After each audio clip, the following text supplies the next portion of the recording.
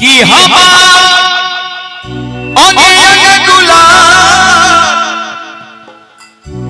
नियन खिलल बदनवा अरे सुनी सुनी भगवा जज बिहान होती। हेलो सुशील भैया हमारे अरे किसी सिस्टम को माउस से क्लिक करिए राजा जी। अरे किसी सिस्टम को माउस से क्लिक करिए राजा जी। साड़ी मेरा ठीक करिए राजा जी। ये मेरा मित्र प्रणव बिहारी का लिखा हुआ गाना आज मार्केट में ही बहुत ही बैक टू बैक गाना। अभी एक गाना जो बड़ा हिट चल रहा है। अरे की भागे लहरी दीवानी तू भगा के ले चला आवा राजा पटन पटा के ले चला।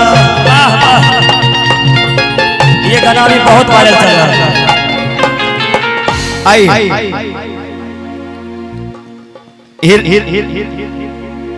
बजाइए ये जान जानी बान तू मारो अभी उसे अपन रहन सुधारो। ये जान जानी बान ये जान जानी बान तू मारो अभी उसे अपन रहन सुधारो। ओहरा ना बाटे तनिको लाज रजऊ तोहरा ना बाटे तनिको लाज रजऊ।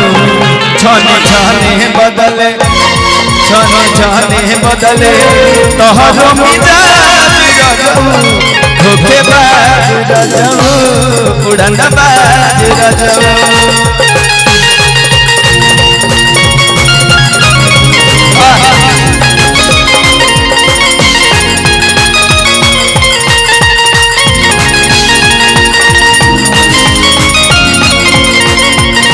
रणबीर भैया यथाचारमान को देखिए। हाँ बाजत रहे। लेकिन सुशील भैया आपका गाना तो सही में बहुत मार्केट में बज रहा है। और एगो गाना आप गाए थे सावन के महीना में, शायद आपसे मुलाकात पिछले साल यही सावन के महीना में हमसे हुआ था देवघर में। वही दिन से ये भाईचारे के नाते हमको मानने लगे। और एक कार्यक्रम के दौरान कुछ घटना घट गया था ना सुशील भैया? नहीं देखिए मैं आप ही के क्षेत्र में आया था दुर्गा पूजा का 1 तारीख को पिताजी का देहांत हो गया। मैं कार्यक्रम में ही था। मैं शायद हाँ ये देखिए हम इनको कार्यक्रम करने के लिए आज से पिछले वर्ष दुर्गा पूजा था। लगभग मैंने 13 कार्यक्रम आपके समस्तीपुर में लिखा हुआ था कि 13 कार्यक्रम करेंगे। लेकिन उसी दिन पापा समस्तीपुर ये पहुंचे मेरे रूम पर और वहां पहुंचने के साथ इनके पापा देहांत कर गए। ये बेचारे आज देखिए पिता का ना होना ये मेरे से बेहतर कोई नहीं जानता। क्यों? क्योंकि जब मैं मंच पे जाता था वीडियो कॉल से पिताजी से बात करके ही चढ़ता था। मैं बोला ना कि मेरा एक गाना ट्रेंड कर रहा है, उन्हीं पे एक गाना गाया था। शीशा दिखाने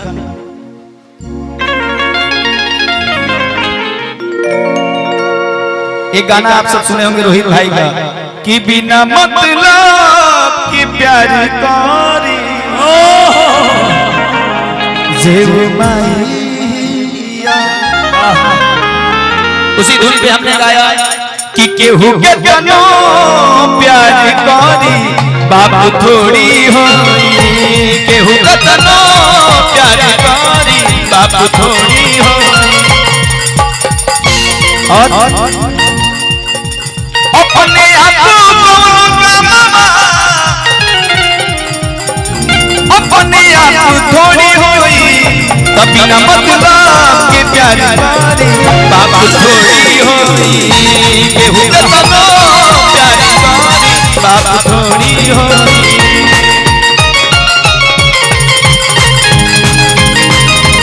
और बाप वो होते हैं साकेत जो अपने पैर के जूता साकेत रहे ना तो अपना जूता नहीं देखते हैं, वो आपकी तरफ देखते हैं। और एक मिनट कि हमारा दुख मुता बहुते उठैले बारे, हमारा दुख मुता बहुते उठैले बारे, हमारा नया कपड़ा अपना किनल बारे।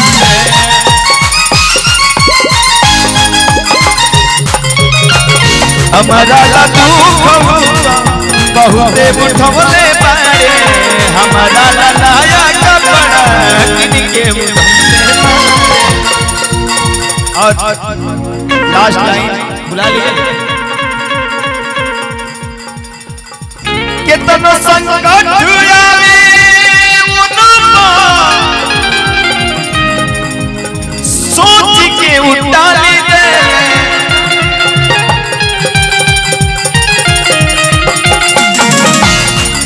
तभी न मतलब के प्यार मारे बाप थोड़ी हो, बिना मतलब के प्यार करे बाबू माइया, बिना मतलब के प्यार करे बाबू माइया। वही भाव में सुशील भैया राहुल राहुल थोड़ा काम से गए। अच्छा अभी इसी पर खींच लीजिए, इसी पर खींच लीजिए। कोई बात नहीं, आ जालो।